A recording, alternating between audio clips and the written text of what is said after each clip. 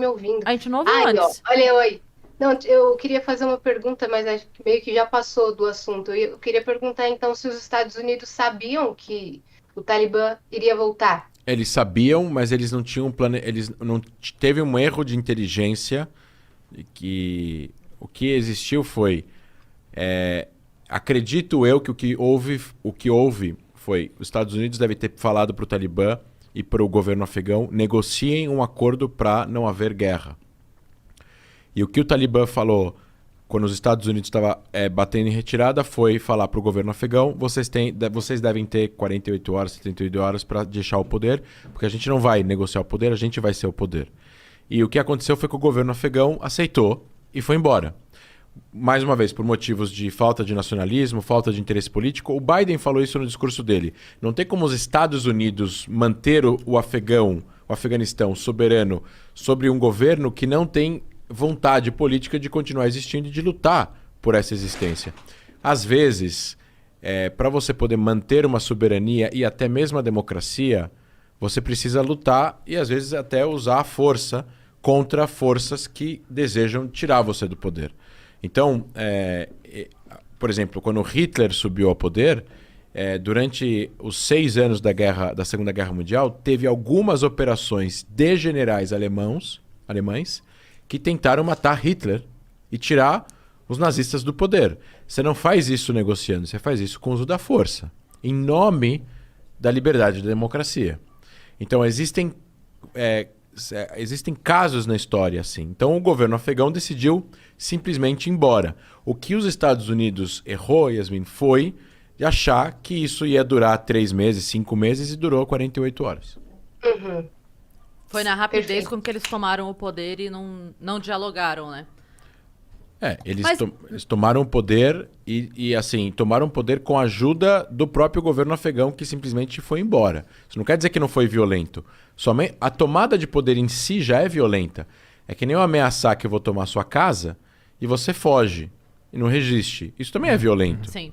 Mas não foi um pouco de inocência, pra dizer o mínimo, do Biden? Tipo assim, ei, pessoas, negociem aqui com os terroristas? Então, mas é que assim, o Biden, ele não tem tempo para ler todos os documentos de inteligência. Então ele tem um monte de assessores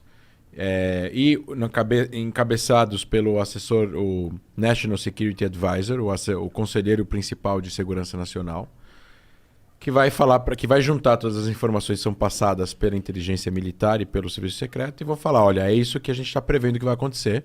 Você quer seguir? E o que ele falou e que na verdade deve ter acontecido é o seguinte: a alternativa dos Estados Unidos não era simplesmente voltar atrás. Eles assinaram um acordo com o Talibã. O não cumprimento do acordo geraria uma guerra com o Talibã. O Talibã iria usar da violência para tentar voltar a ter controle. Então os Estados Unidos iam engajar numa guerra com o Talibã. Em nome de quê, exatamente? Porque esse Al-Qaeda já não está mais lá. O Bin Laden já foi morto. Lembrando a todos aqui que estão escutando a gente que os Estados Unidos foram para lá não por causa do Talibã, e sim por causa da Al-Qaeda, que estava protegida pelo Talibã, mas foi por causa da Al-Qaeda. Então, assim, se o Bin Laden não tivesse feito os 11 de setembro e se a Al-Qaeda não tivesse no Afeganistão, eles provavelmente não teriam entrado lá, assim como eles não invadiram o Irã. Até agora. E tem 40 anos da Revolução Islâmica Iraniana. Mas aí que tá, os Estados Unidos ele acabou virando refém de ter invadido lá. Ele resolveu o problema da Al-Qaeda e aí ele acabou tendo que ficar lá porque a população dependia dos Estados Unidos lá para continuar vivendo. Exatamente. E esse era o grande dilema. Se a gente sair, o pessoal que tá aqui vai acontecer o que aconteceu. Existem várias coisas que a gente pode dar de comparativo em relação a isso. Uma força como os Estados Unidos, com a influência e tudo mais que eles têm, você entrar num país, você sair é muito complicado.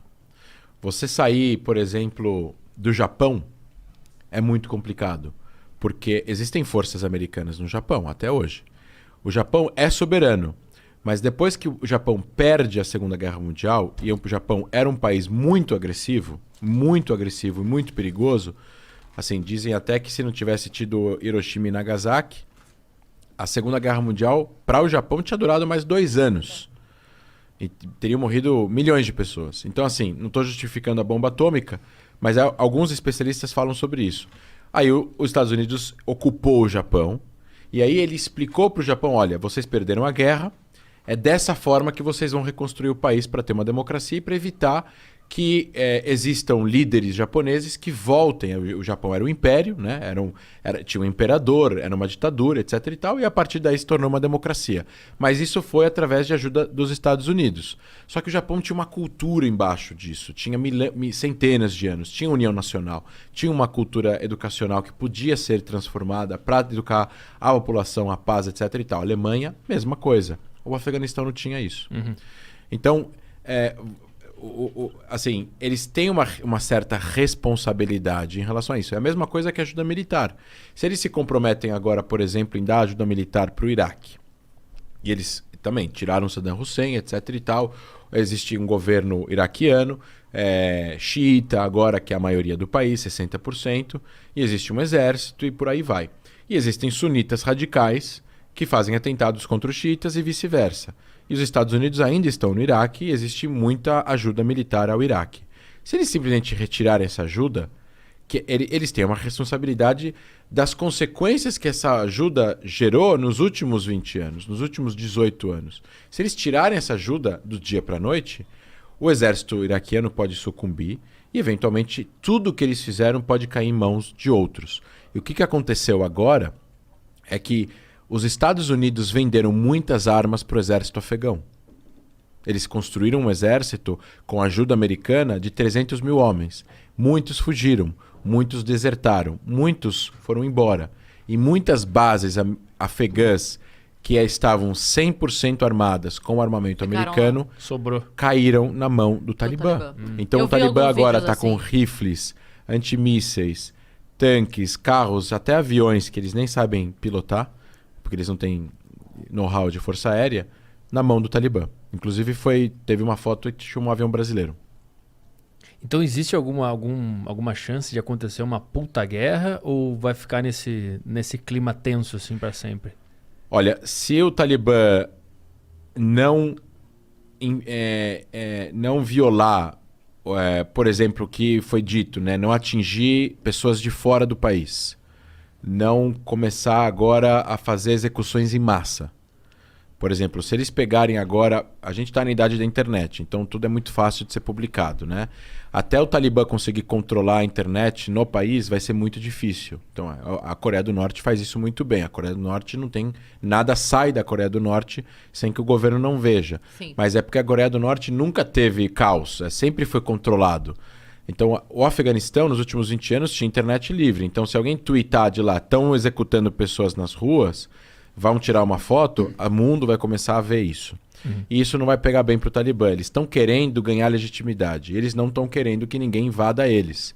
O Conselho de Segurança, o Conselho de Segurança da ONU, está olhando para o que está acontecendo. Então, diferentemente do que aconteceu no Irã em 79, que teve altas execuções por causa do golpe, que foi feito pelos ayatolás, eles eventualmente vão meio que se comportar um pouco mais agora. Se eles se comportarem em relação a não atingirem objetivos americanos, os Estados Unidos conseguirem tirar todo mundo que pertence ao corpo diplomático e militar do Afeganistão em segurança, inclusive pessoas que não podem ser descobertas, afegãos que colaboraram com a CIA, colaboraram com o governo afegão, jornalistas, eventualmente tem agora uma mulher prefeita que está morrendo de medo que ela vai ser presa pelo Talibã.